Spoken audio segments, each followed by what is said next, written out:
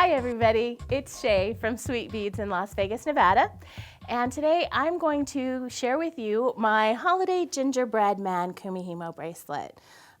So what we need to get started is you're gonna cut 4 lengths of S-line or C-line cord in gingerbread brown. And you're gonna cut those to 50 inches a piece. You're gonna thread them up and through your little ginger man button, and then you're gonna load each strand with 45 of the Sweet Beads gingerbread bead mix. And I've rolled those up onto my bobbins. And we are braiding today on the hybrid eye. I'm going to show you how much faster and easier it is to braid on the hybrid eye than it is to do it just using your foam disc handheld. I am using the 25 millimeter foam disc with adapter plate on my hybrid eye, but you could also use the 35 millimeter. The whole size doesn't really matter. And I've hooked my weights onto the back of my button. If this is your first time braiding on the hybrid eye, you may want to use about 30% more weight than you're used to. It'll help you use your hybrid eye a little bit better until you learn your tension. And I found that I didn't really use a lot of weight before, but now if I use about 30% more than I used before, that it makes a perfect braid.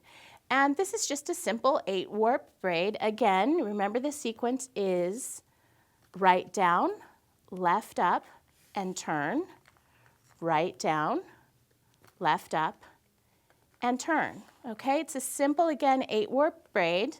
What's great about the hybrid eye is you can do that twice as fast. And what I mean by that is I can now do right down, left up, turn, right down, left up, turn. And you can see my wheel turns freely in my hybrid eye.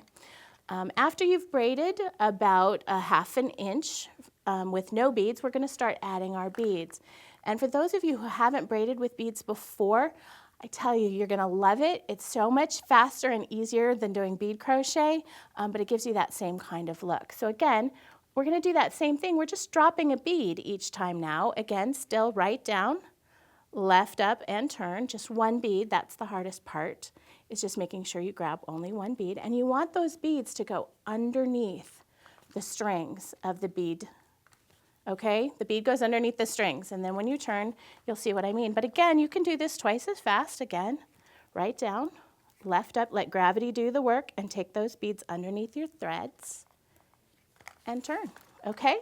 That's all we're gonna do. We're gonna continue to braid until all 45 of the beads on each one of your bobbins is gone, and then you're gonna braid for 2 more inches without beads. And what that's gonna do is give you something that looks like this. And then I'm going to show you how to finish that off.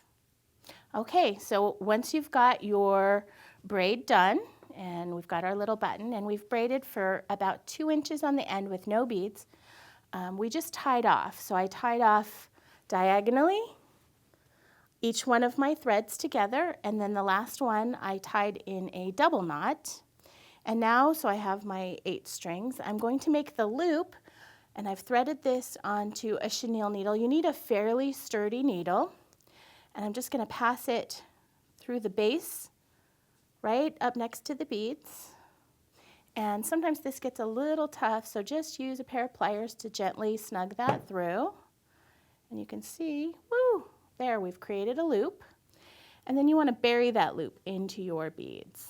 Okay, just like that. So, and then for this next part, I need my glasses.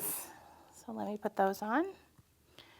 So when you've woven all of your threads back in except for one, and this is the last thread, what you want to do with this last one is we're going to kind of loop it around the base of your loop 3 or 4 or 5 times, whatever's comfortable for you.